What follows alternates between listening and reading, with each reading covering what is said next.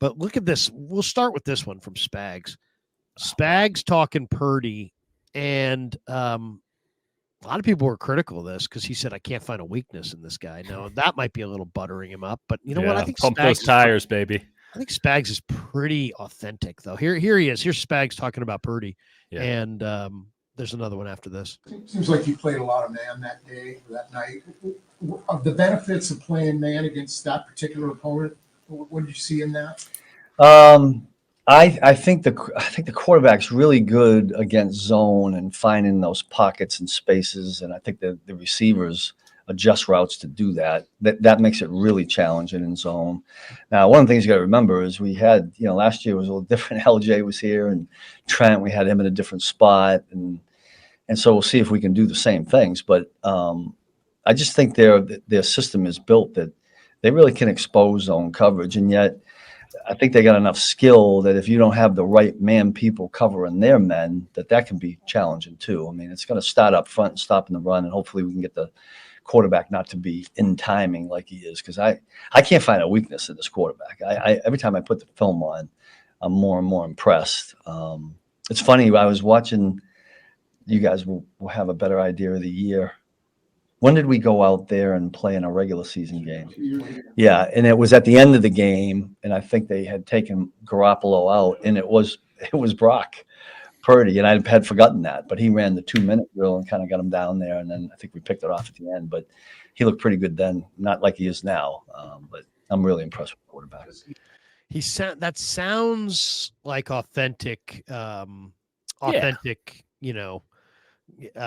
Spags, but it is interesting, and he was referencing, this in Super Bowl 58. For those who don't know, the Chiefs came out and they played a mix of man and zone. They played 60% man, Larry. That was double what they usually play. Then I should say, it actually was higher than that, because when they went man, like there was some zone coverage early, but from when they decided to go, hey, you know what, Purdy's going to carve us like a Thanksgiving turkey, so let's play man. They wound up playing 60.6% man. It actually, if you look at when it was in the game, it probably equates to about 75% man coverage from when they made the switch. Either way, it's the highest man-to-man cover rate for any Kansas City team in the Spags era there. So he saw, and he mentions they had L'Jarius Sneed. They had, Trent McDuffie. And now you got McDuffie out of the slot on the boundary. You've got Sneed in Tennessee. And it was interesting because one of the subplots this week is the injury status for Juwan Jennings. Right. And Juwan Jennings did not practice today, and he didn't practice yesterday.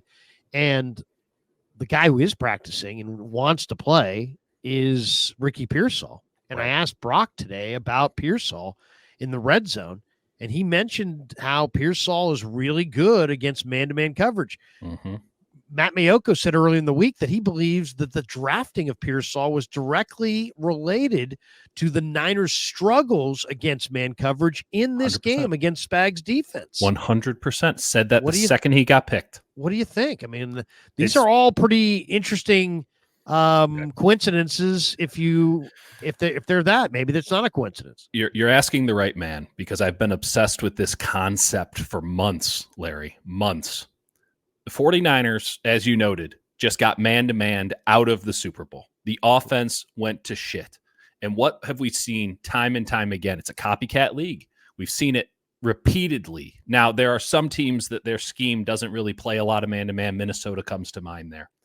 But LA, the Patriots, Arizona to a degree, they went man-to-man. They're pressing up at the line of scrimmage, and they are specifically daring one player to beat them in man-to-man, because we know Brandon Ayuk can do it, and Juwan Jennings, he might not separate very much, but Brock trusts him and will get tight passes in there. George Kittle's great in man-to-man. Deebo Samuel is laughable in man-to-man. It's really, really bad, and he takes himself out of the game in man-to-man coverage, or they take him out of the game in man-to-man coverage. Deebo Samuel had 6 targets, no catches against man-to-man coverage in the Super Bowl last year. That is the defining stat of not just last year's Super Bowl, but of this season. You go to this year, Debo is catching like 30% of the passes that are coming his way in man-to-man. It's really, really rough to watch, and everyone is going to copy it. And now you do get the Kansas City defense, which has one of the finest man-to-man cover corners in the league in Jalen Watson. He's unbelievable. He's coming in here. He's going to be pressing on the line. McDuffie can do it because he did it time and time again in the Super Bowl. They have a defensive line that is really stout, so they blitz as much as anybody in the league. You play man-to-man behind blitzing fronts. This is the season in a nutshell for the San Francisco 49ers. It's the Super Bowl in a nutshell. And the one thing that Ricky Pearsall can do, as we saw at Florida, where, again, you don't go up against man-to-man all that often, but Pearsall, outside of the top 3 receivers in the class, in Harrison, in Neighbors, there's another one in there, I'm forgetting him. But he was in that, he was just shy. Yeah, he was just shy when it came to man-to-man coverage and doing very well in press coverage as well. This is a guy who separates and gets open time and time again. This is the exact boost the 49ers need. And the idea that he was drafted for any reason other than this is somewhat laughable, because they absolutely need a man-to-man beater outside of Brandon Ayuk. And with Brock not even looking Brandon Ayuk's way this season because they didn't have any reps on the practice field, and now especially with Juwan gone, where it's someone that Brock does trust and can at least run crisp routes, even if he's not separating because he doesn't have that kind of athletic ability to go along with it. This is somebody who, if you can spell Debo Samuel for 10, 15 snaps in this game, it can change not just this game, it can change the entire season, because now the 49ers can mitigate what every other team has done to them so far this season to varying results, which is, hey, whenever in doubt, just play man-to-man because it takes Debo Samuel out of the game. Now you're taking Debo Samuel out of the game in what would be pretty clear man-to-man situations. You can only guess on that, but I'd imagine Kyle has a much better idea than you or I have on when man-to-man is coming. And you put in a player who can actually win in situations like that, albeit theoretically at this juncture, but I'm pretty confident about that. I think that changes the 49ers offense irrevocably for the remainder of the season, and it speaks to how necessary it is, and it speaks to Pearsall's talent in that regard, that they're even considering playing him on Sunday. This is a guy who is not practiced, save for 3 times now. How much of practice is that actually? Minimal. Didn't get a full training camp, not because he got shot, but because he was injured beforehand. And now they're thinking, oh, man, we might need to rush him out against Kansas City because it's him or Ronnie Bell or Chris Conley. And obviously the answer there is Ricky Pearsall. This is everything for the 49ers. This is the season in a microcosm. I'm fascinated to see, one, if the Niners play Pearsall or not, because I think that's very telling. And 2, if he does play, if he fulfills the mandate that the 49ers set out, not just for him, but for the team in general when they drafted him all those months ago. Because, again, this changes the offense irrevocably if you have not 1 but 2 legit man-to-man beaters at the wide receiver position, and specifically one at the flanker spot, which you just have not had all year. Yeah. Pearsall wants to play this week. He looks like he potentially can play. I think, based on what I've seen from him, that he looks like a guy that might be able to really do it in the red zone. Yeah. Purdy seemed to be encouraged by the idea of going to him in the red zone. Yeah. It's going to be really interesting. The one question I didn't get a chance to ask Brock is how many days did you get of actually throwing routes with this guy? Because if it's just what they've practiced, then it's not very many. But if it's like other days that we're not aware of, then these guys might really be on the same page on a level that will surprise people. And that's my guess, because they looked amazing. They looked like they'd been together for years in minicamp. And I thought, sense. Wow, look at that. Well, and the other thing you have to think about, too, is how this offense has changed. One of the things that I found most positive with the 49ers performance against the Seahawks is how simplistic it was. And I don't mean that to be a pejorative. They went back to the Kyle Shanahan base. We're going to run outside zone, and we're going to run play action from under center on the boot. We're going to be doing the full stretch play action. think about any Kirk Cousins, Jimmy Garoppolo, go down the list of all these guys. They had gotten away from that significantly. They were running more shotgun this season than ever before as to play into what Brock prefers to do. Now, albeit Brock does have the limitations, to go back to Spags' comment, you say, I don't see a weakness. His weakness is that he's 6'1". So he wants to be in shotgun so he can see the field better. No one wants to turn their back to the defense, but you definitely don't want to turn the back to the defense when you have a questionable offensive line and you're not tall enough to see over it. So I get why, but they went back to the basics and the offense really moved the ball. It put linebackers in conflict for the first time in a couple of weeks here. And when you think about that, yes, then you're getting guys in zone, but you need to be able to beat man-to-man. This team, their wide receivers have 14 catches all season against man-to-man. I can fully assure you that is well under 50% of the overall targets. We talked all the time early in the season about average separation. That doesn't matter to me in zone. It matters to me a whole bunch when teams are doing man-to-man. This data has been out there. Everyone's been copying it. I've been hearing from folks left, right, and center. I guess east, west, north, and south would be a more accurate descriptor on, hey, Niners against man. Is there something there? What's going on?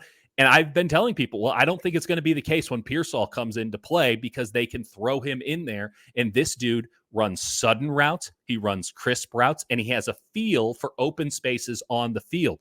You want to know how bad the Niners are against man coverage this year? Think about how shitty they've been in scramble drill. Think about how they can't separate when they have 5-10 seconds and Brock Purdy's running around. What are they going to do when they're actually getting bumped on the line and Brock has 2 or 3 seconds to throw the ball? We've seen it. Now, if you have someone who can win off the line, who can get free releases in some situations because Kyle can scheme it up that way, I think it's a total game changer. It opens up both sides of the field, and I think it really opens up a lot of possibilities to now bring back in some of the shotgun stuff that Brock prefers to do, which you really shouldn't have been doing because you didn't have the players who can win in man-to-man as you would in the Big 12 and the spread offense. You need man-to-man beaters to run that. They didn't have it, so Brock was trying to throw it into tight windows. If you now have another man-to-man beater, it doesn't change everything massively in the sense of you still have a Deebo Samuel, still have a Jawan Jennings, but it does give you more of an opportunity to bring that stuff back into the fold. And I like the balance of having both the outside zone under center stuff and then also being able to go into shotgun outside of sort of mandated 4 wide sets because you're in a 3rd and long. So I think it really does open up the possibility of the 49ers going back to being that elite offense that we saw last year. It just hasn't been there because the personnel hasn't been there, and the book was out on how you beat the 49ers with this personnel. One more on Spags on Purdy. This is pretty good. Yeah. Here we go. You mentioned Purdy being pretty good. I mean, one of the things he seems particularly adept at is against the blitz. Obviously, you've been blitzing a lot, not asking to give away game plan, but what's that fine balance? Wanting to blitz versus a quarterback that's good against it. Yeah, I mean, we're never going to go in the game and not blitz at all because we're fearful of it, but I think we do have to respect the fact that he knows exactly what to do with the football. To me, the most impressive thing is even if it wasn't getting it out quick on a blitz, he has a unique way of getting away from it. I just showed a play this morning where I forget what team it was, but they brought quite a few people.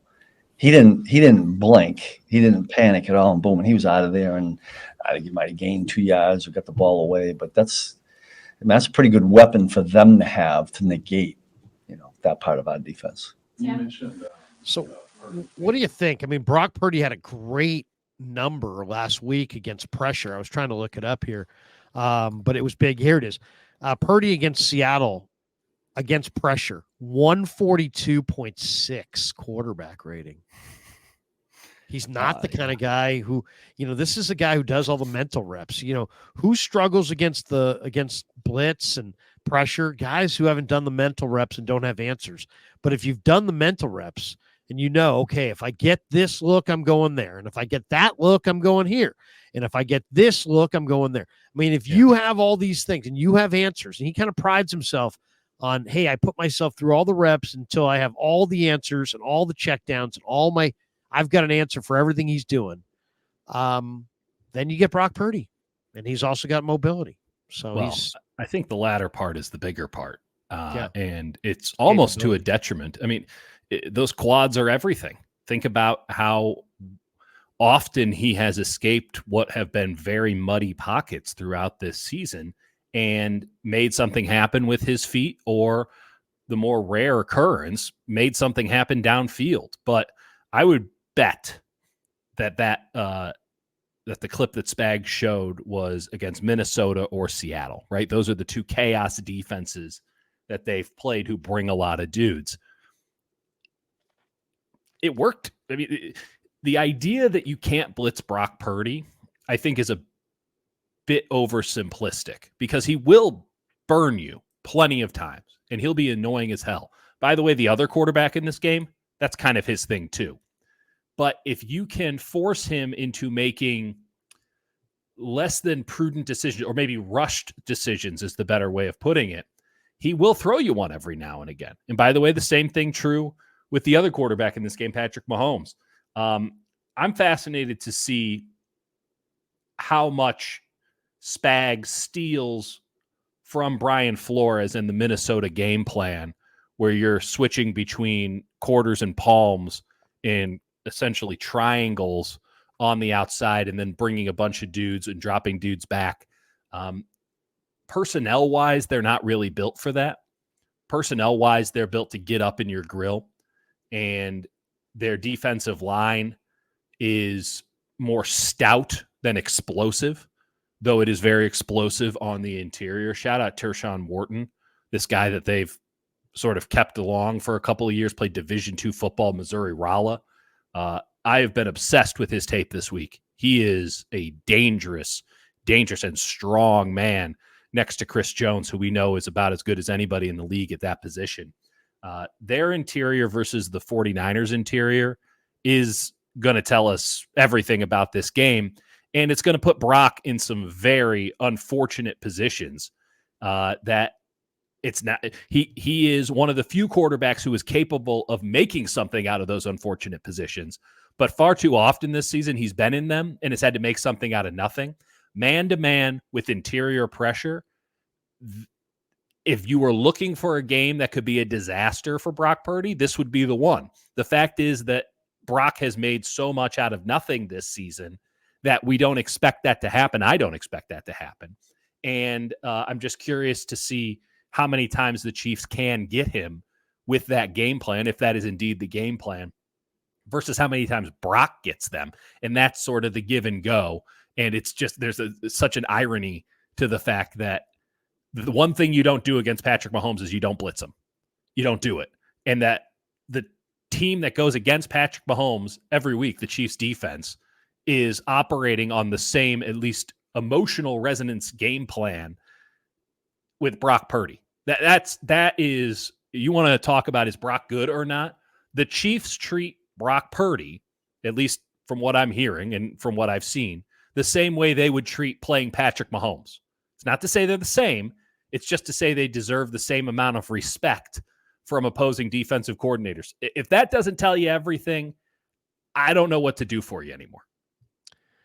They're very similar. I mean, Brock doesn't have Mahomes' arm, but they both process really well. They're both in great offenses with lots of weapons. Yeah.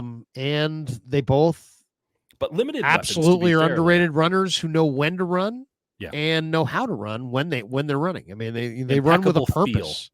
Yeah. Oh, and they run with a purpose, and when the both guys run is when there's money on the table. Mm-hmm. You put Brock in the fourth quarter of a playoff game, because you got to want to win. You got to be that competitor.